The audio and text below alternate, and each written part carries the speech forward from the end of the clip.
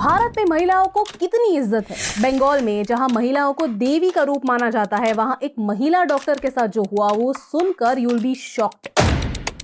36 घंटों के लिए लोगों की जान बचाने के बाद एज अ डॉक्टर आपको क्या रिवॉर्ड मिलता है? Rape, torture and murder. Yes, it was a murder, not a suicide, a murder. इस वीडियो पर कोई एड्स नहीं चलेंगे because we don't monetise tragedies. This video needs attention, it doesn't need us to earn profit. लेकिन आपसे एक request है कि इस वीडियो को ज्यादा से ज्यादा शेयर कीजिए, क्योंकि कई लोग चाहते हैं कि ये न्यूज एक नेशनल न्यूज ना बने, एक हेडलाइन ना बने, बस एक साइड नोट बनकर रह जाए, न्यूज की भीड़ में कहीं खो जाए। क्योंकि आज एक ऐसी इंसिडेंट की बात करनी है जिसने मेरे अंदर के सारे होप को खत्म कर दिए। और सैड बात यह है कि डॉक्टर्स को छोड़कर इस बात की परवाह किसी को नहीं है। इस पूरे वीडियो में हम विक्टिम को डॉक्टर एम कहेंगे। उनके फैमिली के प्रिवेसी के लिए हम उनका नेम या फोटो इस वीडियो में यूज नहीं करने वाले हैं। कोलकाता के आरजी कार कॉलेज में एक घिनौना मर्डर हुआ। बैक टू बैक 36 आवर्स काम करने के बाद ये डॉक्टर रात को कुछ समय के लिए कॉलेज के सेमिनार हॉल में रेस्ट करने के लिए गई और वहां उनके साथ अनस्पीकेबल टॉर्चर हुआ। Dead body of the girl, जिसके मुंह में खून था, शरीर में कोई कपड़ा नहीं था, पैर दोनों राइट एंगल में मिला गया, एक पाँव बेड के इस तरफ, एक पाँव बेड के इस तरफ मिला गया। जब तक पेल्विक गर्डल नहीं टूटता है, इस तरह दो पाँव को नहीं चीरा जा सकता है। चश्मे को कूटा गया, जिसके वजह से आंखों से खून निकल गया। गले में गला दबाकर मारा गया। ये पूरा पोस्टमार्टम रिपोर्ट में वायरल हुआ है, आप लोग कृपया देखिए।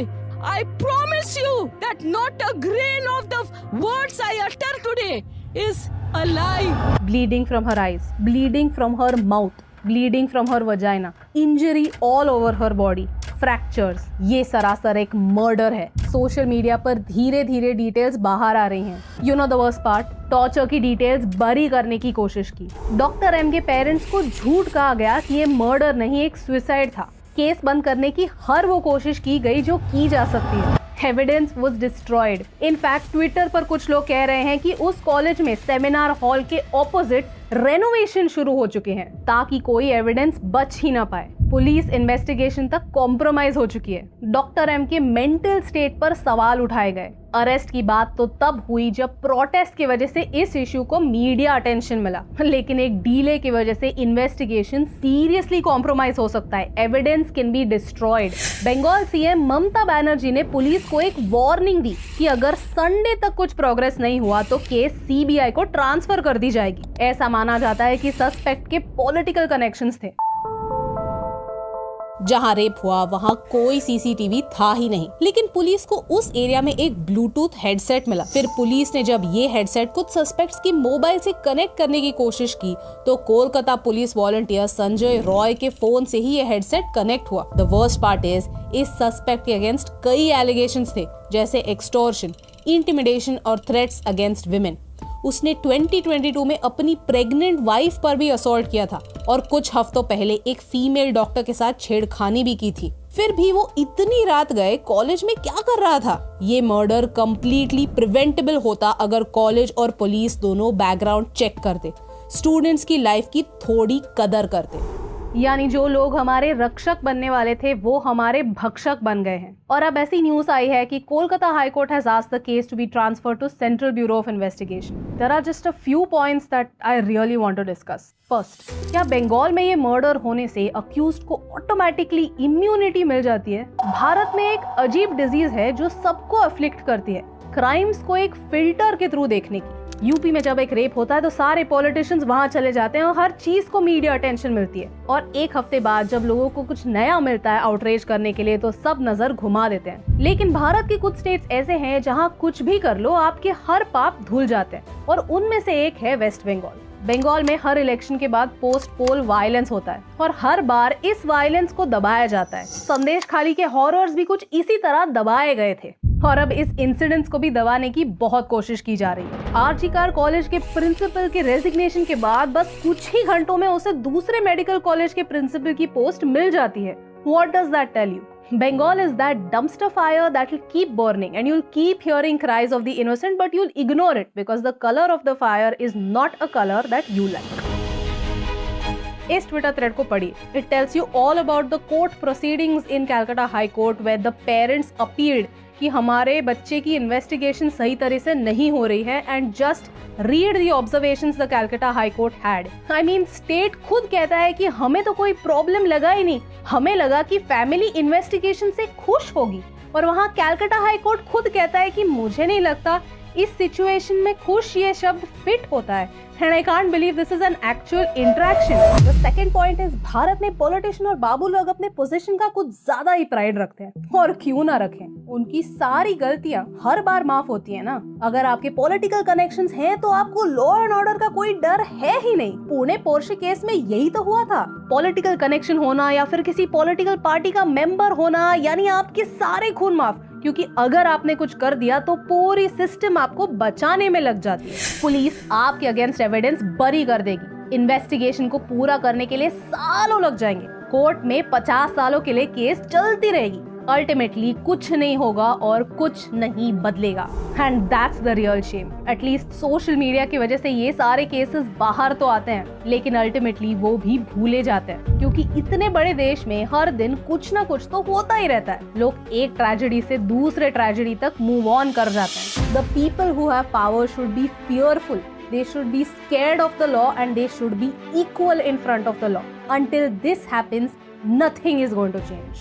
To all the politicians, to all the babus, and to everybody who has so much of pride because of their position, we know you all are frauds. We know that you are the reason behind our problems. Take your fake pride and literally stuff it somewhere, because we know that you don't deserve anything, because you are the reason why this society is so backward. Why? Because of corruption, we are so behind our peers and behind even smaller nations, and because of people like you, this society is trapped in one of the worst messes ever.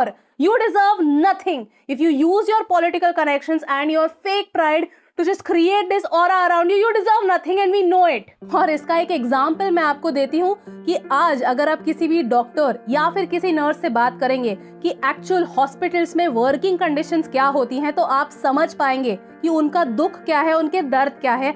And in spite of all of that वो आके लोगों को treat करते हैं। जरा पढ़िए कि hospital में फैसिलिटीज नहीं होते, डॉक्टर्स के लिए बेड्स नहीं होते, उन्हें 36 घंटों के लिए शिफ्ट लगानी पड़ती है, and in spite of that they still have to come out and heal patients. And thirdly, Bharat का एक प्रॉब्लम है और वो है सोशल कंडीशनिंग। हम अभी भी उस देश में रहते हैं जहाँ लोग सोचते हैं कि ताली एक हाथ से नहीं बजती।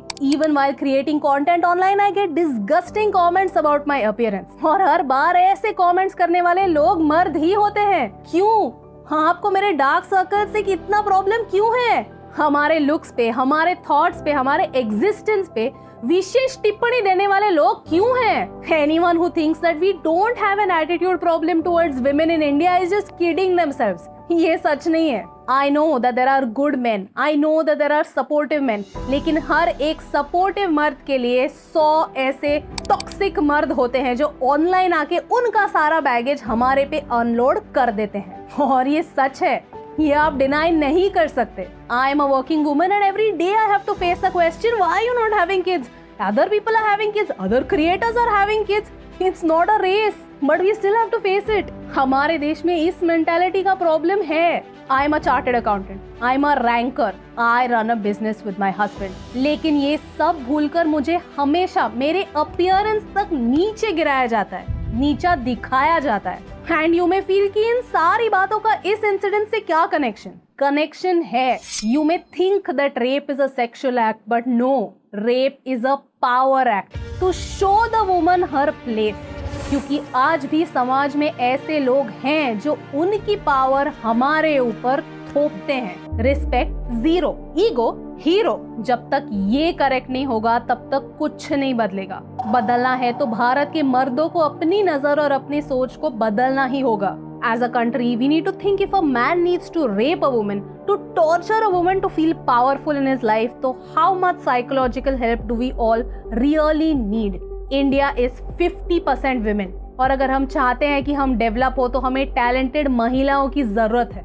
ऐसी महिलाएं जो घर की लक्ष्मी बने, जो घर की 4 दीवारों में कैद ना रहे, बाहर निकले, बेखौफ होकर निकले। जब तक महिलाएं सेफ नहीं है तब तक आधा भारत सेफ नहीं है। इन दी एंड मेरी आपसे एक ही रिक्वेस्ट है, इस इंसिडेंट्स को मरने मत दीजिए, इस मैसेज को स्प्रेड कीजिए, इस वीडियो को डाउनलोड कीजिए और उसे व्हाट्सएप, फेसबुक, इंस्टाग्राम, ट्विटर जहां शेयर करना है शेयर कीजिए। क्योंकि एक महिला को देवी बनाना दूर की बात, अगर हम उसे एक इंसान जैसे ट्रीट कर पाए तो ये भी बहुत बड़ी जीत होगी। और शुरुआत आपसे और आपके घर से होने की सख्त जरूरत है, क्योंकि एक के करने से क्या फर्क पड़ता है, लेकिन एक एक के करने से बहुत फर्क पड़ता है। और इन दोनों लाइंस में सिर्फ एक का फर्क है, and that's the reason why फर्क पड़ता है।